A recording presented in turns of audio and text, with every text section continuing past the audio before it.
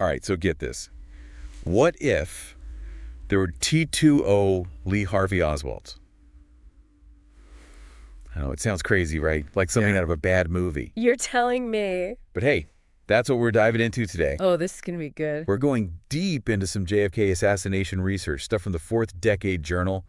And let me tell you, it's going to make you wonder if maybe, just maybe, history got it all wrong. You know, the JFK assassination, it's one of those events where, well, everyone's got a theory. Oh, for sure. But the truth is, trying to piece together what really happened, it's like trying to solve a puzzle, but with half the pieces missing, you know? Totally. And these journal excerpts you sent over, well, they're like adding some pretty wild pieces to that puzzle. They really are. We've got articles about Oswald's connections to some, shall we say, unexpected figures. Oh, yeah. A super strange note he wrote. Certainly strange. And, of course, that mind-blowing theory about there being two Oswalds. Right. And it's important to remember that the Warren Commission, you know, the official investigation, they concluded that Oswald acted alone. Mm-hmm. But a lot of researchers, they just don't buy it. Yeah, there are a lot of holes in that story. So what we're going to do today is we're going to look at the evidence presented in these articles, try to separate the fact from the speculation. Okay, so before we get into the whole double Oswald thing, let's talk about these connections the articles mention. Sounds good. One article zeroes in on Oswald's ties to two figures who seem like they should be on opposite sides of, I don't know, a boxing ring, let alone the same political spectrum. Yeah, like who? We're talking Guy Bannister. Oh, wow. Okay. Hardcore right-winger in New Orleans. Right. And then there's V.T. Lee. Interesting. Head of the Pro-Castro Fair Play for Cuba Committee. Mm-hmm. You know, the group that was all about supporting Fidel Castro. Oh, yeah, okay. So how do those two connect to Oswald? That's what's so fascinating. It really is a paradox, isn't it? And what makes it even more curious is that Oswald's activities in New Orleans, we know he was super active in the anti-Castro movement there. Right. Yeah. That basically put him right under Bannister's nose. I mean, they shared office space. Right. Same building. So even if they weren't, like, best buds having coffee breaks together, Right. it seems pretty unlikely that Bannister was totally oblivious to Oswald. Right. Especially with all of Oswald's, loud and proud anti-Castro work. You're absolutely right. It's hard to imagine Bannister wouldn't have known at least something about Oswald. And this is where Tampa comes in. Tampa. Yeah. Florida. It was mentioned so much in these articles. Why is Tampa so important? So think of Tampa like a Cold War melting pot. Okay. A place where all those pro and anti-Castro sentiments just clashed. Oh, interesting. It was a real hotbed of activity. You had all sorts of groups, individuals with ties to Cuba operating there. Okay, so we've got Oswald in New Orleans, maybe on Bannister's radar. Right. Then we have Tampa, this central hub for all this Cold War intrigue. Exactly. Now, where does V.T. Lee fit in? Well, you remember Joe Burton? Joe Burton, remind me. The FBI informant. He claimed that Oswald was in Tampa right before the assassination. Oh, right. And get this, even the Senate Intelligence Committee corroborated that. Wow. Oh. And on top of that, the article highlights that V.T. Lee was allegedly helping people travel illegally to Cuba. Hold on. So we have sources putting Oswald in Tampa. Yeah. A place just teeming with Cuban-related activity. Mm-hmm.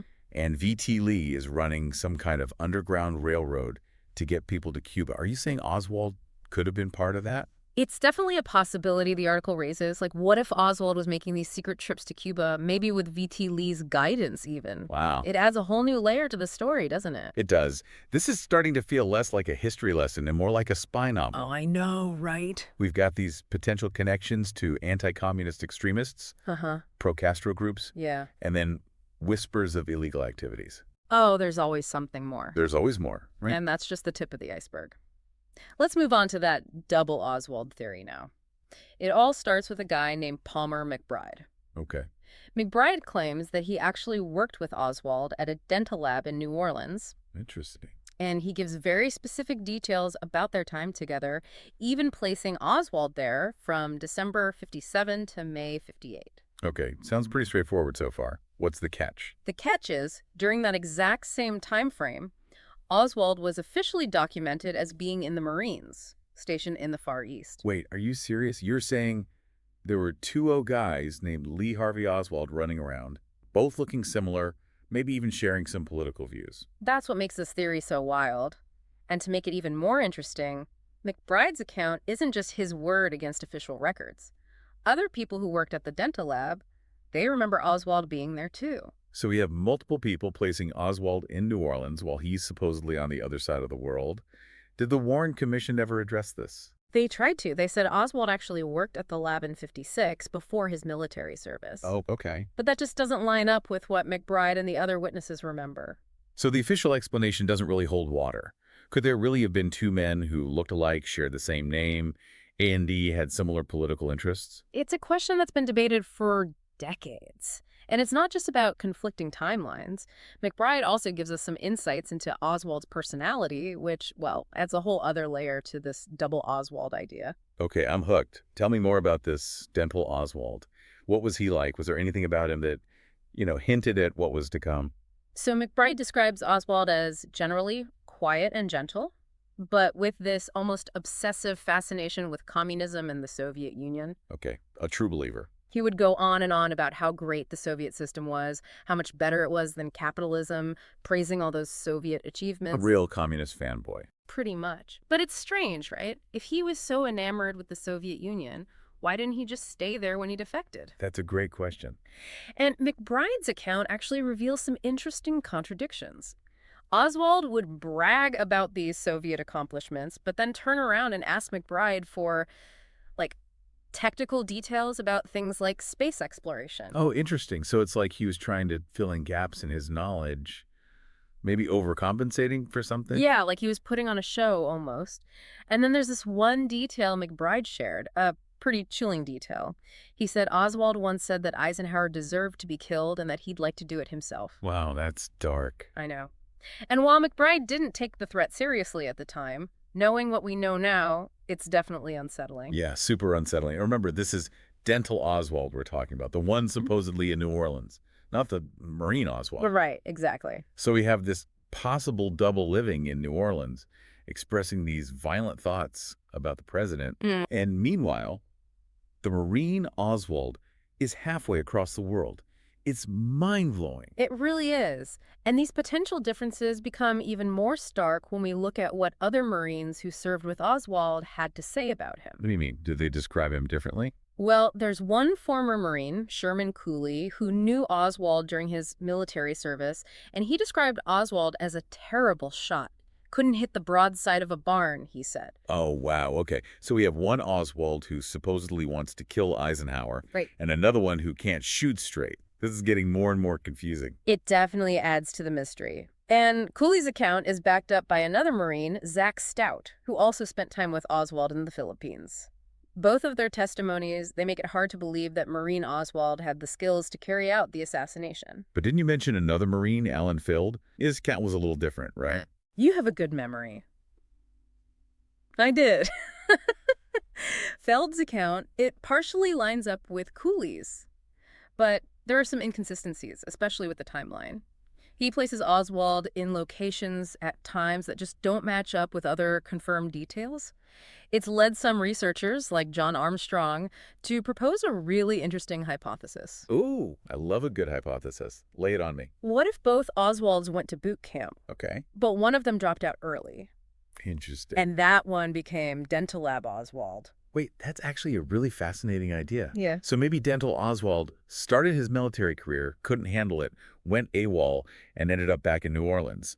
That could explain why his timeline is so messy, why some people remember him in the Marines and others don't. Exactly. It's a theory that could potentially connect some of these seemingly random dots. I like it.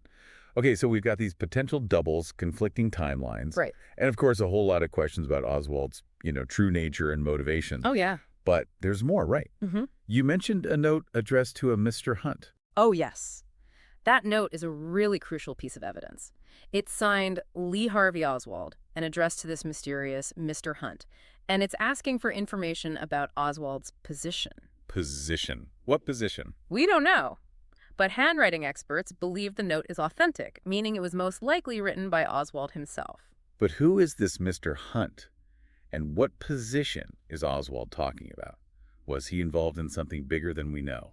Those are the million-dollar questions, aren't they? The FBI investigated, looked into H.L. Hunt, that powerful oil tycoon, and his sons. Oh, yeah, H.L. Hunt. I know about him. Yeah. He was a huge figure in Texas, very wealthy, very powerful, and a well-known anti-communist. He definitely had the resources to be involved in something like this. You're right. And his sons, Nelson Bunker Hunt and Lamar Hunt, they were investigated too. What about them? Nelson Bunker was known for his extreme right-wing views, supported a lot of anti-communist causes, and Lamar, well, there were rumors that he actually met with Jack Ruby, the guy who killed Oswald, just days before the assassination. Hold it, wait a minute. So we have Oswald potentially connected to both pro-and anti-communist figures, reaching out to a Mr. Hunt, who could be one of the most influential men in Texas. Yeah. This just keeps getting more and more complex. It does, doesn't it? And to add another layer of intrigue, some researchers believe this Mr. Hunt could be E. Howard Hunt. E. Howard Hunt. Remind me who that is. He was a CIA operative, had a pretty shady past. He was a key figure in the Watergate scandal, and some believe he was involved in other covert operations, like the Bay of Pigs invasion. A CIA connection. Wow, that opens up a whole new can of worms. What would Oswald be doing in contact with the CIA operative? And what kind of position could he be referring to? We'll dive deeper into that note a little later, but it definitely suggests that Oswald might have been a part of something much bigger than we initially thought. Okay, so before we go any further, let's do a quick recap here. We have these potential doubles, conflicting timelines, possible connections to both the far right and the far left, hints of illegal activities, and a mysterious note that suggests a possible CIA link. Where do we even begin to make sense of all this? It's a lot to unpack, that's for sure. But one thing's clear. The story of Lee Harvey Oswald and the JFK assassination, it's far from simple. There are still so many unanswered questions, and every piece of evidence we look at, it seems like it creates more questions than answers. I know. And you know what's really mind-blowing about all this? If there were actually two Oswalds, it would completely rewrite our understanding of the JFK assassination. Like, it would call into question the entire foundation of the Warren Commission's findings. It'd force us to re-examine every piece of evidence, every witness testimony, every assumption we've held for decades. Exactly. It would be like pulling a thread on a sweater and watching the whole thing unravel. And the implications would be huge. If there were two Oswalds who orchestrated this elaborate deception, and why? That's the ultimate question, isn't it? Was it a government operation? A rogue faction within the intelligence community? Organized crime? Or something else entirely? Right. These are questions that continue to fuel speculation and debate even to this day. But before we get too lost in the what-ifs, let's go back to Palmer McBride and his account of Dental Oswald. He shared some pretty interesting anecdotes that might shed some light on Oswald's personality and, his motivations. Oh yeah, like that time Oswald wanted to go to Communist Party social functions for dates. Talk about taking your ideology seriously. Do you think those dates ever went well? It's a funny image, isn't it? But it really does speak to his unwavering commitment to that communist ideology. It's like he saw the whole world through that lens. Yeah, totally. And it seems like it influenced everything for him, from his political views to, like you said, even his social life. It's almost like he was living in his own little world, one shaped by his fervent belief in the Soviet system. You got it. And McBride also noted this kind of curious contradiction in Oswald's behavior. He'd brag about all those Soviet achievements, but then he'd rely on McBride for, technical details about space exploration, almost as if he was trying to mask his own lack of knowledge. It's like he was putting on a show, trying to project this image of sophistication, and expertise. But behind it all, there was this sense of insecurity, maybe even a hint of desperation. Maybe, yeah. And let's not forget the most chilling detail from McBride's account. Which one? Oswald's statement about Eisenhower deserving to be killed and his desire to carry out the act himself. Right. It's a detail you just can't shake. While McBride dismissed it as an outburst of frustration at the time, knowing what happened later, it's just hard to ignore the potential foreshadowing there. I agree. It raises questions about the depth of Oswald's anger, his willingness to resort to violence, and whether this was just an isolated incident or a pattern of behavior. And again, this was Dental Oswald. Right. The one who was supposedly in New Orleans. Right. Not the Marine Oswald. Right. So it makes you wonder, if there were two Oswalds, did they both share these violent tendencies? Or was this something unique to Dental Oswald? It's a tough question, maybe impossible to answer definitively.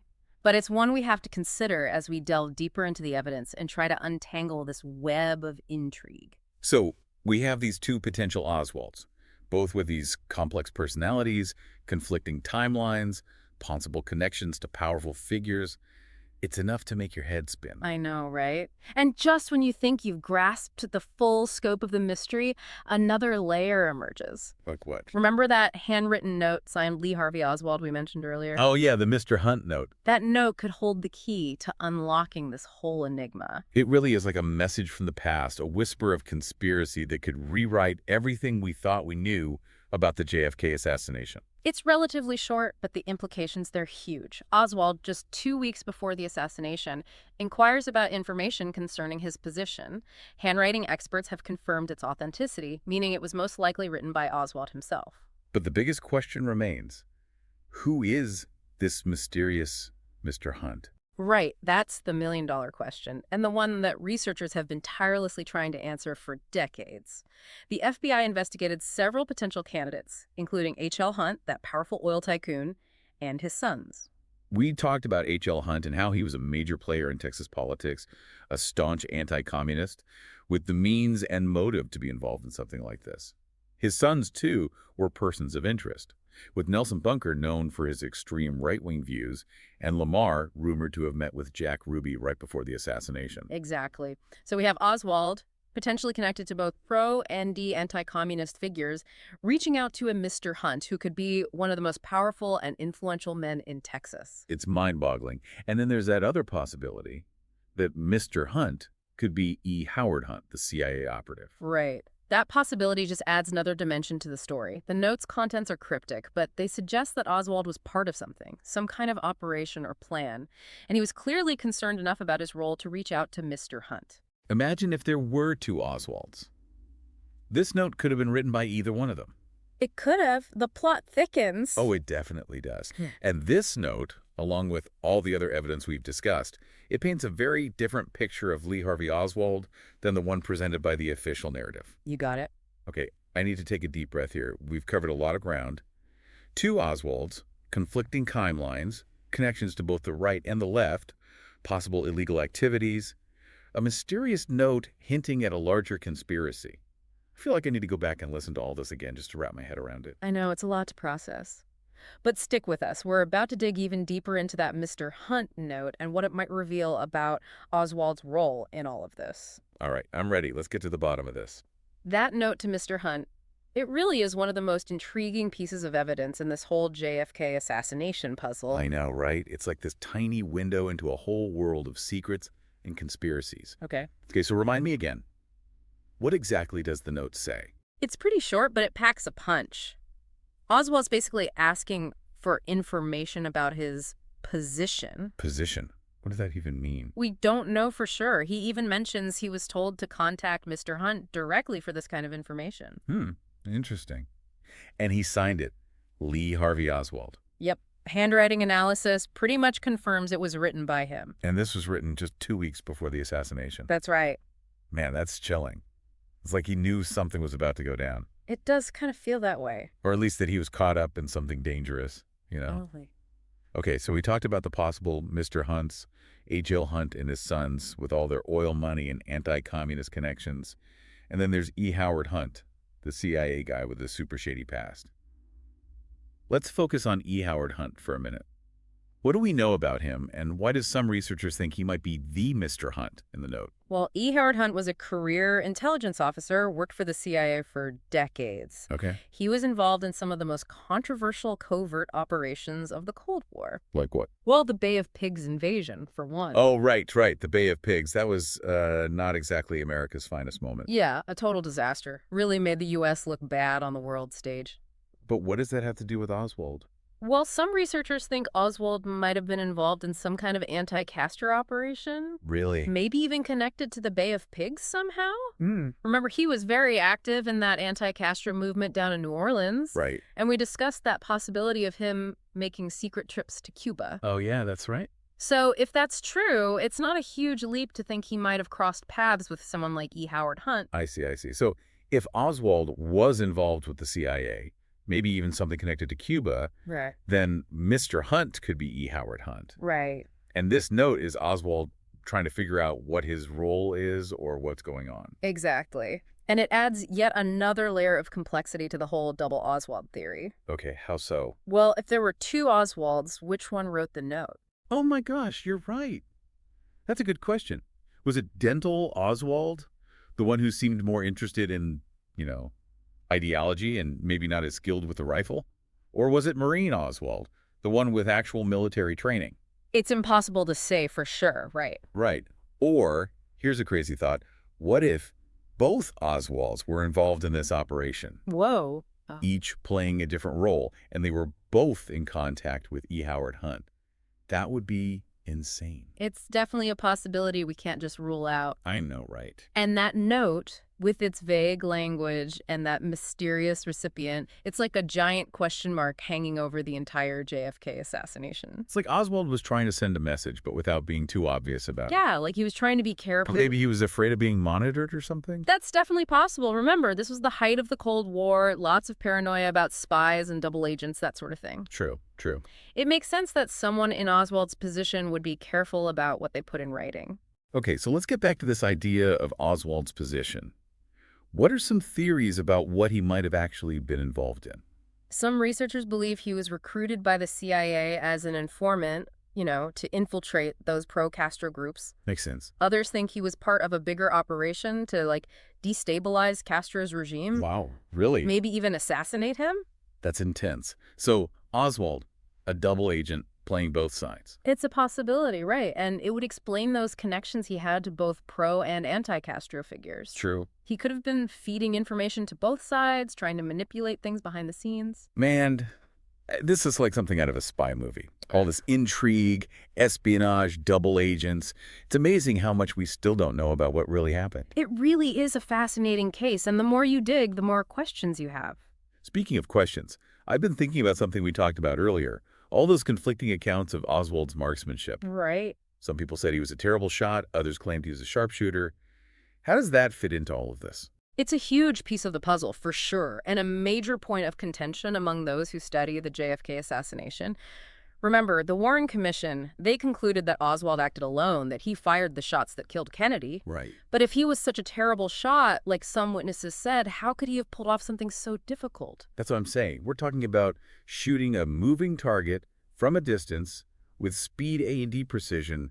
It's not easy. Not at all. And that's why the question of Oswald's marksmanship is so important. If he couldn't have made those shots, then it really casts doubt on that official narrative. Absolutely. Okay, so let's break down the evidence. We have Halmer McBride, Dental Oswald's co-worker, who never mentioned Oswald having any interest in guns. Oh. Then we have Sherman Cooley, the former Marine, who said Oswald was a terrible shot. And Cooley's testimony is backed up by another Marine, Zach Stout. That seems pretty convincing, right? He definitely suggests that at least Marine Oswald wasn't some skilled marksman. But then we have those other witnesses, like Howard Brennan, who claim to have seen Oswald firing the rifle from that Texas schoolbook depository. Right. Those eyewitness accounts were a big part of the Warren Commission's case against Oswald. They were. But isn't eyewitness testimony, notoriously unreliable? Especially in a situation like that, so chaotic and traumatic. You're absolutely right. Memories can be distorted by stress, trauma, even just the passage of time. Yeah. Plus, there's always that possibility of mistaken identity or people being influenced by, leading questions from investigators or even just media coverage. That's true. And let's not forget about the potential for two Oswalds. If there were two, which one was the sharpshooter? Was it Dental Oswald, the one who supposedly wanted to kill Eisenhower? Or was it someone else entirely? It's the million-dollar question, right? The evidence is murky. We might never have a definite answer, but one thing's clear. That question of Oswald's marksmanship, it's absolutely crucial to understanding what really happened in Dallas that day. Absolutely. Okay, so we've got this mysterious note, conflicting accounts of Oswald's shooting skills, and the whole double Oswald theory. It's like every time we peel back a layer of this case, we find even more layers underneath. I'm starting to feel like we're going down a rabbit hole here. That's the nature of this case, isn't it? It's a rabbit hole that just goes deep, full of twists and turns. But I think we're getting closer to the heart of it. Okay, I hope so. So where do we go from here? How do we start to make sense of all this conflicting information? I think it's important to remember that we're dealing with a lot of speculation here, a lot of unanswered questions. For sure. But I think by carefully examining the evidence, considering all the possibilities, keeping an open mind, we can hopefully get a clearer picture of what might have happened. So what should we focus on next? Let's dive into some of the specific details from these articles. The timelines, the locations, those witness testimonies. Maybe by piecing those fragments together, we can start to see a pattern emerge. I like it. Sounds like a plan. Let's see what other secrets this case has in store for us. All right, so we spent a lot of time now going through this JFK assassination research, and honestly, my head is spinning. Yeah, graded. We've explored the possibility of T-duo Oswalds, Right, right. a super shady note addressed to this mysterious Mr. Hunt, Oh, yeah. and then all these conflicting stories about whether Oswald could even shoot straight. It's a lot to process. It is. It really highlights how much we still don't know about this moment in history. You're absolutely right. But let's see if we can try and make some sense of these conflicting details. We talked about those two different pictures of Oswald. You mean Dental Oswald versus Marine Oswald? Exactly. If we take those accounts at face value, we're looking at two totally different guys. Yeah, that's the problem, isn't it? On one hand, we've got McBride's description of Dental Oswald. Quiet, gentle, obsessed with communism. Right. Maybe not the best shot. And then there's Marine Oswald. Served his country, but according to some of the guys he served with, wasn't a sharpshooter either. So the question is, how do we reconcile these two very different images of Oswald with the idea that H.E. was the lone gunman, the one who assassinated President Kennedy? It's a tough one.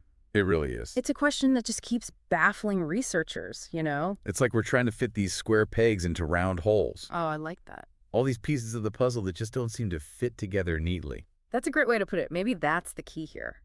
What if we're forcing one single narrative onto a situation that's actually way more complex? Okay, I'm listening. What are you thinking? What if, instead of trying to explain everything through this lone gunman idea, Yeah.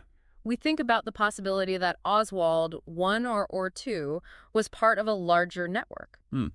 Like what? A group of people, maybe even with conflicting ideologies, who are all using Oswald for their own reasons. So you're saying, like, a conspiracy? Not necessarily in the way we typically think of it, but maybe, just maybe, a group of people who all thought they were pulling Oswald's strings. Okay. But really, he was playing his O'Neill game. I like where this is going. So Oswald's like a pawn? A pawn, exactly, being moved around the board by these more powerful players. And what if each of these groups, they all thought they were manipulating Oswald? Right. But really, he was the one in control, advancing his own agenda. It's another interesting possibility, isn't it? Maybe Oswald was this true believer in communism, Uh-huh.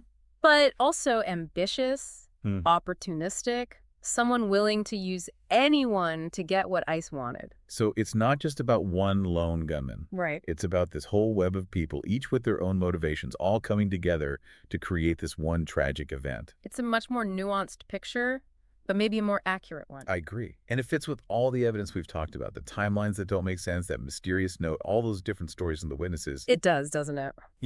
Thinking about it this way, Yeah. it almost makes the question of one Oswald or two Oswalds seem less important. I think you're onto something. Whether there was one or two, the real question is who else was involved and why? What were they trying to achieve? Wow, you're blowing my mind here. It's like we've been looking at this whole case backwards this whole time. And that's what makes this kind of research so fascinating. It forces us to really think, to question everything we thought we knew, to be open to different perspectives. I have to say, this has been an incredible deep dive. It has. We started out asking, were there two B.U. Oswalds? And even though we don't have a definite answer, True. we've uncovered so much more. We really have. We've seen how complex, how multi-layered this whole case truly is. And I think that's the biggest takeaway. The JFK assassination is not a simple story. There are no easy answers. It's like a tangled web. It really is. A tangled web with threads that lead everywhere. It's a story that just keeps pulling us in all these years later. Absolutely. And I think we need to keep asking questions, keep looking for answers, and never stop being curious. Because the truth, whatever it is out there somewhere. Right. And who knows, maybe one of our listeners out there will be the one to uncover the next piece of this puzzle. I wouldn't be surprised. This search for the truth, it's an ongoing thing. It is. It takes all of us. This has been such a great conversation. Thank you for having me along on this deep dive. Thank you for all this incredible insight. And to everyone listening out there, remember, stay curious, stay skeptical, and keep diving deep.